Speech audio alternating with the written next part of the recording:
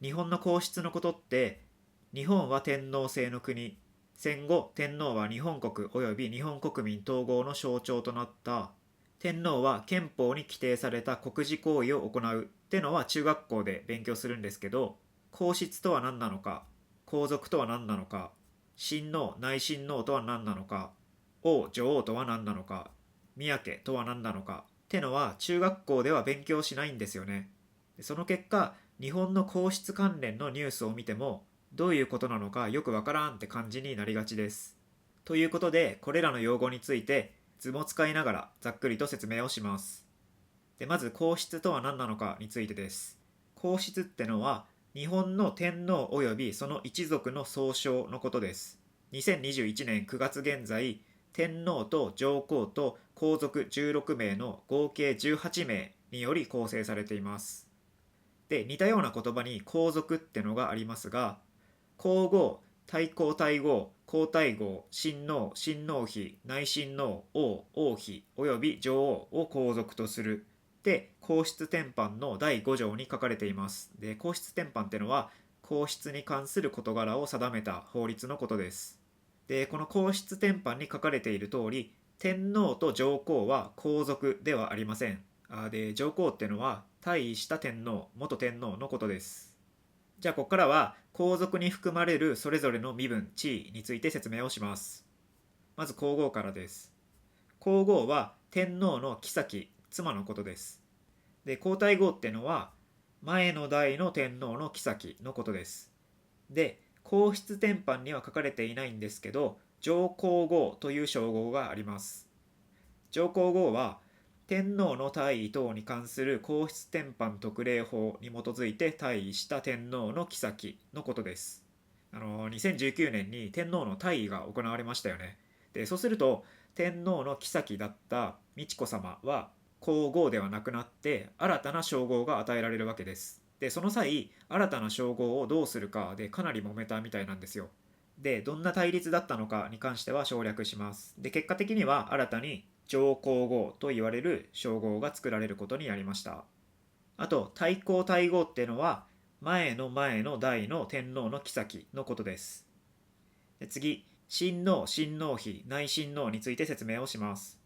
親王と内親王は、天皇の嫡出の子供、婚姻関係にある男女から生まれた子供のことです。嫡出の子供か、天皇の嫡出の男子から生まれた嫡出の子供のことで、その子供が男の場合は親王、女の場合は内親王と言います。で、親王妃ってのは親王の后、妻のことです。親王の配偶者となった人、女性は皇族に加わることになるわけです。で、逆に内親王の配偶者となった人、男性は皇族には加わりません。で、この点に関してはかなり重要なので、後で詳しく説明をします。次、王、王妃、女王についてです。王と女王は天皇の嫡出の男子から生まれた嫡出の男子から生まれた嫡出の子供のことです。天皇の嫡男系嫡出で3親等以上離れた皇族です。で、その子供が男の場合は王で、女の場合は女王と言います。で、ちょっと分かりにくいので図を使って詳しく説明すると、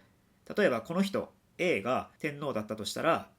B は天皇の嫡出の男子なので親王です。で、この B から生まれた嫡出の子供たちである C は天皇の嫡出の男子から生まれた嫡出の男子となります。なのでこの人たちも親王です。そして C から生まれた嫡出の子供たちである D は天皇の嫡出の男子から生まれた嫡出の男子から生まれた嫡出の子供になるので王もしくは女王と呼ばれることになるわけです。で、あと王妃ってのは王の后、妻のことです。王の配偶者となった人、女性は皇族に加わることになるわけです。で、逆に女王の配偶者となった人、男性は皇族には加わりません。はい、ここまでが皇族とは何なのかについての話でした。あと、皇室関連の用語として、皇嗣、皇嗣妃という用語もあります。で、皇嗣は、皇位継承順位第1位の皇族のことです。次の天皇になる人っていうことです。で、その人の配偶者のことを皇嗣妃と言います。で、皇室典範では、今の天皇の後に天皇の位につく皇族は誰なのかってのを順序をつけて定めています。で、この順序のことを皇位継承順位といって、で、基本的には継承順位が1位の皇族が次の天皇になります。ただ、その皇族が病気とか事故とかでその天皇の位を継承できない場合は、第2位の皇族が継承することになります。で、それには皇室会議で認められるっていうことが必要です。で、なんで皇位継承順位を定めているのかっていうと、あらかじめ皇室典範で皇位継承順位を決めておくことで、次の天皇は誰にするかで混乱したり揉めたりしないようにするためです。で、漫画のハンターハンターで王位継承戦編ってのがあるんですけど、それは14人もいる王子に対して皇位継承順位が決まってないために争いになっているわけです。ちなみに2021年9月現在では秋篠宮文仁親王が皇位継承順位第1位です。つまり皇嗣です。で、秋篠宮の宮っていうのは宮家のことを意味します。で、宮家っていうのは皇族男子が独立して生計を立てる際に天皇によって与えられる称号のことを言います。で、どういうことかっていうと、通常皇族の男子が結婚して独立した場合、その時に宮家が作られます。独身のまま宮家が作られた例もあります。で、この図で言うとピンク色で囲ったところ、その家が宮家です。じゃあ最後に皇族の結婚に絡む重要なポイントについて説明をします。皇族の女子は天皇や皇族以外の者と結婚した場合、皇族の身分を離れることになります。皇室典範第12条に、皇族女子は天皇及び皇族以外の者と婚姻したときは皇族の身分を離れるって書いてあります。なので、この図の一番下に書かれている内親王は、天皇や皇族以外の者と結婚した場合は皇族じゃなくなる、つまり一般人になるっていうことです。なので、内親王と結婚した男性が皇族になることはありません。